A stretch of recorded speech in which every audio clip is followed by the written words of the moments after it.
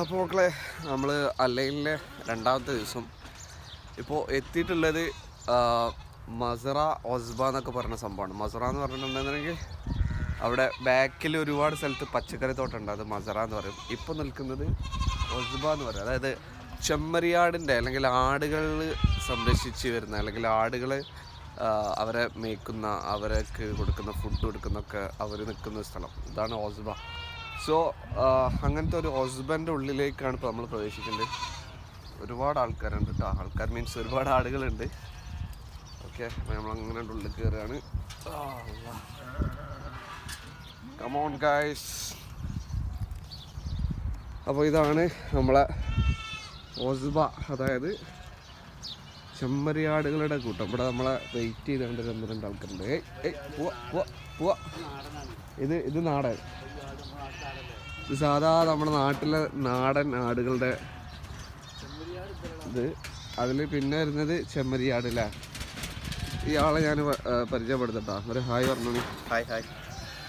ഇതാണ് നമ്മളെ മാമൻ, അഥവാ നമ്മുടെ എല്ലാമായ അമ്മോൻ. ആട് ജീവിതത്തിലെ നജീബിൻ്റെ പോലെ എന്താ പറയുക, ഇവിടെ ആടുകളെ മേക്കാനായിട്ട്.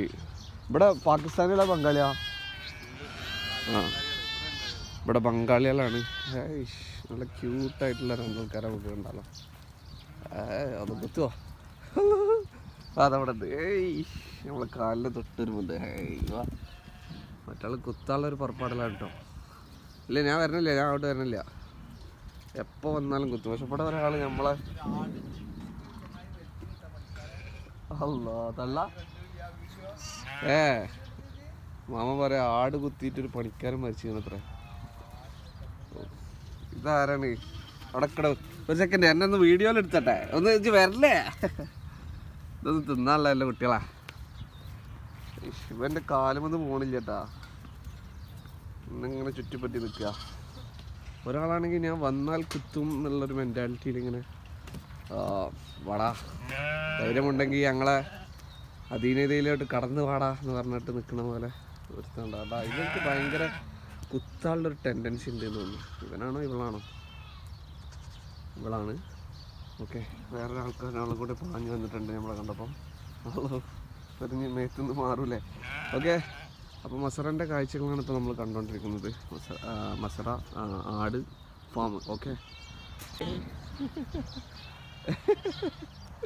എടുത്താൽ വണ്ടിക്കിടാ.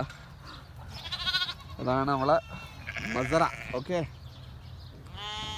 ഇതൊക്കെയാണ് നമ്മളെ ആട് കാഴ്ചകൾ കേട്ടോ. ഓക്കെ, ഈ ബ്രോ കൊണ്ടുവരുന്ന ഈ ആട്ടുകുട്ടികളിതാ, ഇതിനെന്തോ വയ്യായി കണ്ട്. അപ്പോൾ ഇന്നത്തെ നമ്മളെ അമ്മോൻക്ക് ടാസ്ക് എന്താണെന്ന് വെച്ചിട്ടുണ്ടെങ്കിൽ, അവിടെ പുറത്ത് വണ്ടി ഉണ്ട്, ഈ ആട്ടുകുട്ടികളെ കൊണ്ടുപോയിട്ട് ഹോസ്പിറ്റലിൽ കാണിക്കണം. എന്താണ് വൈകായിക എന്ന് പരിശോധിക്കലാണ് മൂപ്പര് പരിപാടി. ഇവർ നമ്മളപ്പം കൂടിയിരിക്കണ ഇങ്ങനെയാണ് കൊണ്ടുപോകാൻ നമുക്ക്. അവിടെ 2 ആട്ടുകുട്ടികളെ വണ്ടിയിലിട്ടിട്ട് ശുശ്രൂഷക്ക് കൊണ്ടുപോകാൻ നിൽക്കുക കേട്ടോ. ഇവിടെ നോടിട്ടാ രാ. ഓക്കെ, വരണ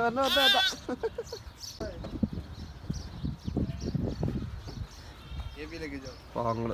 ഇവർക്ക് 2 എന്തോ അസുഖങ്ങളാണ്. അപ്പോൾ ഇവരെ നമ്മളെ ഈ വണ്ടിയിൽ കൊണ്ടുപോകാൻ കേട്ടോ. ഈ മസറയിൽ നിൽക്കുന്ന ആൾക്കാർ സ്റ്റേ ചെയ്യുന്ന റൂമും കാര്യങ്ങളൊക്കെയാണ്. ഇതാ പോകുന്നതൊരു പാകിസ്ഥാനാണ്. ഇവരൊക്കെയാണ് ഇത് കൈകാര്യം ചെയ്യുന്ന ആൾക്കാർ. ഓക്കെ, അപ്പോൾ ഇതൊക്കെയാണ് മരുഭൂമിയിലെ ചില കാഴ്ചകളിൽപ്പെട്ട ചില കാഴ്ചകൾ.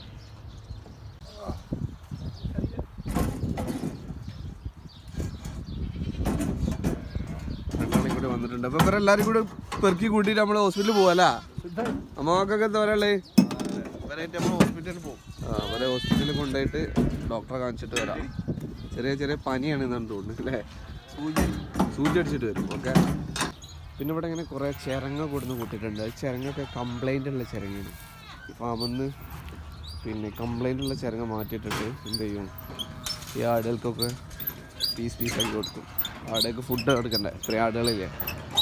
സോ അതാണ് ഇവിടെ ഇങ്ങനെ ചിരങ്ങ കൂട്ടിയിട്ടിരിക്കുന്നത്. ഇവിടെ ഇങ്ങനെ പച്ചക്കറി തോട്ടങ്ങൾ കാണട്ടോ, എന്തെല്ലാം കൃഷി നടക്കുന്നുണ്ട് അവിടെ.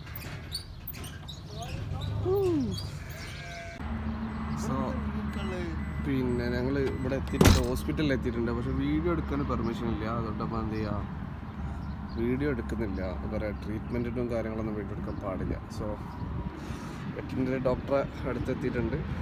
ഇവരെ എന്താ പറയുക, ചികിത്സിച്ചിട്ട് വീണ്ടും മസറൊക്കെ ഉണ്ടാക്കും. അതാണ് ഇപ്പോഴത്തെ പരിപാടികൾ. അങ്ങനെ നമ്മളെ ആട്ടുകുട്ടികളൊക്കെ ഹോസ്പിറ്റലിൽ കൊണ്ടുപോയി മരുന്നൊക്കെ കൊടുത്ത്. അല്ല മരുന്ന് കൊടുത്തില്ല, मेडिसिन दिएगा उसको मेडिसिन दिएगा तुम इधर काम करेगा बकरी में बकरी से या इधर क्या हाँ काम करेगा बकरी का അപ്പോൾ ഇതാ അവരൊക്കെ എന്താ ടയേർഡായിട്ടിരിക്കുന്ന പാവങ്ങൾ. ओ बकरी का दो वर्ड बोलो, बताओ. बकरी का क्या अच्छा बकरी अच्छा बकरी ഇതിൻ്റെ ഈ ബാക്കിൽ കാണുന്നതാ, ഇതൊക്കെ ചിരങ്ങപ്പോൾ വിത്തിട്ടിട്ടുള്ളൂ കേട്ടോ. അതിങ്ങനെ കവറിങ് ചെയ്ത് മൂടിയിട്ടിട്ടാണ്. അപ്പോൾ നമ്മൾ ആടിന് കൊടുക്കാൻ വേണ്ടിയിട്ട് കാണിച്ചില്ല ചിരങ്ങ, അതൊക്കെ കംപ്ലൈൻ്റ് ഉള്ള ചിരങ്ങ ആടിന് കൊടുക്കാനുള്ളത്. അപ്പോൾ പുതിയത് എന്ത് ചെയ്തിക്കണ്, വിത്തിട്ടിട്ടുണ്ട്. അതിങ്ങനെ കവർ ചെയ്തിട്ടുണ്ട്. എന്തിനാ? വാടാതിരിക്കാനല്ലേ, കാറ്റിന് വാടാതിരിക്കാനും കാറ്റിന് കേടരാതിരിക്കാനും ഒക്കെയാണ് ഇങ്ങനെ എന്ത് ചെയ്യുക, പിന്നെ ഇങ്ങനെ കവർ ചെയ്തിട്ടിരിക്കണേ. ഓക്കെ, അപ്പോൾ ഇങ്ങനെ ഈത്തപ്പന കൊലകൾക്കിടയിലൂടെ ഈത്തപ്പന മരങ്ങൾക്കിടയിലൂടെ ഇങ്ങനെ നടക്കണം. ഫുള്ള് ഫാമാണ്, അതായത് പല തോട്ടങ്ങളാണ് ഈ ഒരു ഏരിയയിൽ മൊത്തം. ഇത് ചെറുങ്ങനല്ലേ, കണ്ടില്ലേ, കംപ്ലൈൻ്റ് ആയി. അതായത് വിളവെടുപ്പ് കഴിഞ്ഞതിന് ശേഷം അടുത്ത സീസണിന് വേണ്ടി വെയിറ്റ് ചെയ്യുന്ന, അടുത്ത സീസണിൽ പുതിയത് വേണ്ടി വെയിറ്റ് ചെയ്യുന്ന സംഭവം കേട്ടോ ഈ ഒരു തോട്ടമൊക്കെ. ഉണ്ടാവൊക്കെ കരിഞ്ഞുണങ്ങിക്കുന്നുണ്ടല്ലേ ഇലകളൊക്കെ. ഈ ഒരു സംഭവം ഉണ്ടല്ലേ, ഇത് ഈ ഈത്തപ്പഴക്കൊലൻ്റെ ഇടയിൽ വെച്ചെടുക്കുന്നൊരു സംഭവം കേട്ടോ. അത് ഈത്തപ്പഴം ഉണ്ടാവണമെന്നുണ്ടെങ്കിൽ നിലവിൽ അതിമുള്ള കൊലന്മ ഇതും കൂടെ കെട്ടി വെച്ച് കൊടുക്കണം. അതൊരു പ്രോസസ്സിങ്, ഒരു ഇണചേരൽ പ്രോസസ്സിങ് ആണ്. അതായത് ഈത്തപ്പഴം അത് ആണ്, ഇത് പെണ്ണ് എന്നുള്ള രീതിയിൽ ഇണചേരൽ പ്രോസസ്സിങ് ആണ്. അതിന് വെച്ച് കൊടുക്കുന്ന സംഭവമാണ് ഈ ഒരു കൊലകൾ. ഓക്കെ, ഇത് കൊടുത്താലേ ഈത്തപ്പഴം ഉണ്ടാവുള്ളൂ. ഓക്കെ, നമ്മളെ അമ്മക്കാക്ക ആണ് നമുക്ക് പറഞ്ഞത്. പിന്നെ ഈ ഒരു സംഭവം കണ്ടില്ലേ, തക്കാളി തോട്ടത്തിൽ നിന്ന് പറിച്ച തക്കാളികൾ സബ്ജി മാർക്കറ്റിലേക്ക് കൊടുക്കാൻ വേണ്ടിയിട്ട് ഒക്കെ ഇങ്ങനെ കൊട്ടയിലാക്കി പ്രിപ്പയർഡ് ചെയ്ത് വെച്ചിട്ടാണ് കേട്ടോ. ഇതൊക്കെ കുറേ അറിയുന്ന ആൾക്കാരുണ്ടാവും, അറിയാത്ത ആൾക്കാരുണ്ടാവും. നമ്മളെ ഈ അലൈൻ ഫാമിലെ ചില കാഴ്ചകളാണ്. സോ വീണ്ടും ഉള്ളിലോട്ട് കയറുമ്പോൾ പടച്ച റവ്വേ, തക്കാളിൻ്റെ ഒരു വമ്പൻ തോട്ടാണ് ഇവിടെ സെറ്റ് ചെയ്ത് വെച്ചിരുന്നുണ്ടല്ലേ. വേണ്ട തക്കാളി, ഒരുപാട് തക്കാളി. പിന്നെ ഇപ്പുറത്താണെന്നുണ്ടെങ്കിൽ എന്ത് നല്ല മറ്റേ ക്യാപ്സിക്കം മുളക് അല്ലേ, ഇതാണ് ക്യാപ്സിക്കം മുളക്.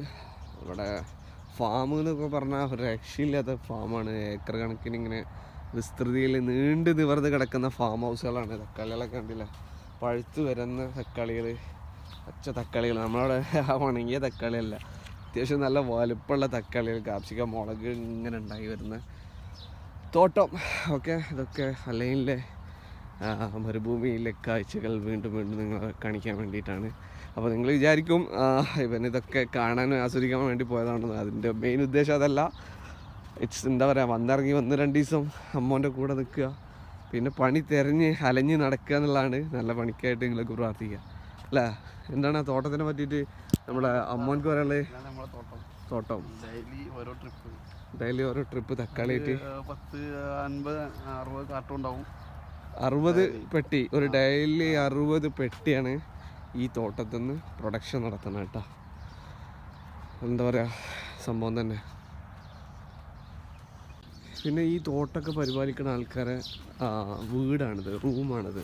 എന്താ പറയുക, നമ്മളൊക്കെ പ്രവാസികളുടെ റൂം എന്നൊക്കെ പറയുമ്പോൾ ரொம்ப സെറ്റപ്പ് റൂമൊക്കെ എക്സ്പെക്റ്റ് ചെയ്യും. പക്ഷേ ഇവിടെ തോട്ടത്തിൽ നിൽക്കുന്ന ആൾക്കാരുടെ റൂമിൻ്റെ ഒരു അവസ്ഥയാണിത്. അല്ല, വളരെ ചെറിയ തകര ഷീറ്റ് കൊണ്ട് ഉണ്ടാക്കിയിട്ടുള്ള റൂമുകൾ. ഇങ്ങനത്തെ സ്ഥലങ്ങളിൽ മലയാളികളും പണിയെടുക്കുന്നതായിട്ട് അറിവുണ്ട്.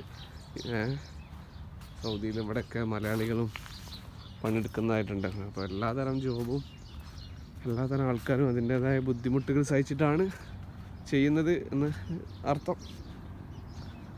പോല നമുക്ക് വല്ല ഇവിടുന്ന് ചലിക്കാം.